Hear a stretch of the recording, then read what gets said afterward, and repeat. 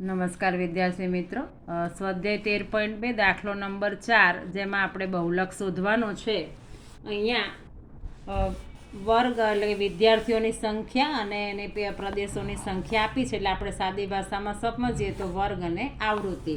હવે બહુલકના દાખલાની અંદર આવૃત્તિમાં આપણે જે સૌથી મોટી આવૃત્તિ હોય એને આપણે F1 કહીશું. તો આ બધી જે આવૃત્તિ આપી છે એમાં સૌથી મોટી જે આવૃત્તિ છે એ 10 છે, માટે અહીંયા F1 થશે 10.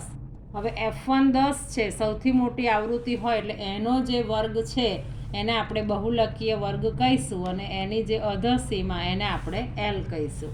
હવે જે F1 છે એના પછી આવે, આપણને ખબર છે કે F1 પછી 2 આવે એટલે F2 બરાબર 3 અને 1ની આગળ 0 આવે એટલે F0 બરાબર 9. એટલે પહેલાં આપણે અહીંયા લખી દઈએ, શબ્દોમાં લખીએ કે સૌથી મોટી આવૃત્તિ કઈ છે તો કે 10 છે, માટે બહુલકીય વર્ગ કયો થયો તો કે 30 થી 35.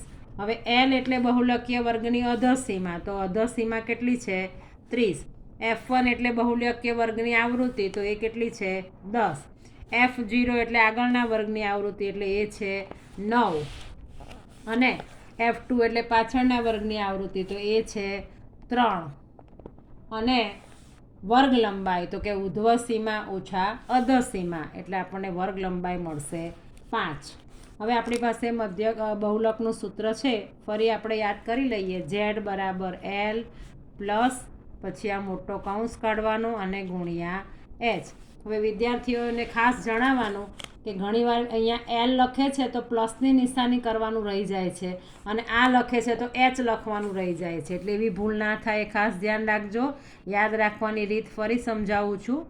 10 અહીંયા 2 ઉપર લખી અને 2102, 10 2102 અને જ્યાં લખ્યું 10 ત્યાં FF F F F અને નિશાની માઇનસની. સૂત્રમાં કિંમત મૂકીએ.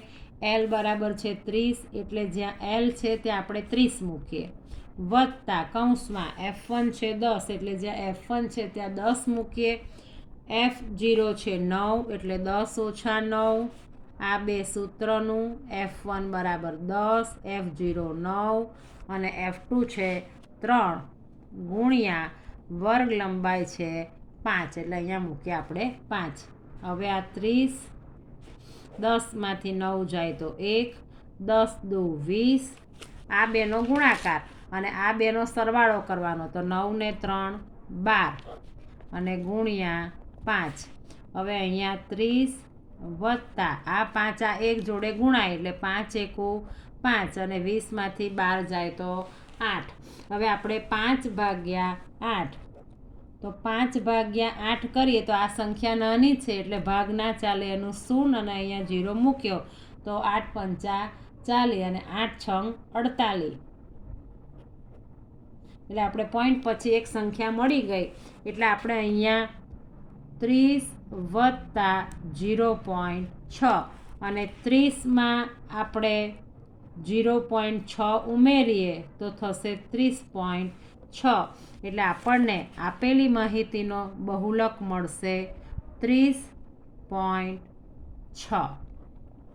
વિદ્યાર્થી મિત્રો, ચેનલ ગમે, વિડીયો ગમે તો ચેનલને લાઈક અને સબસ્ક્રાઈબ જરૂર કરજો.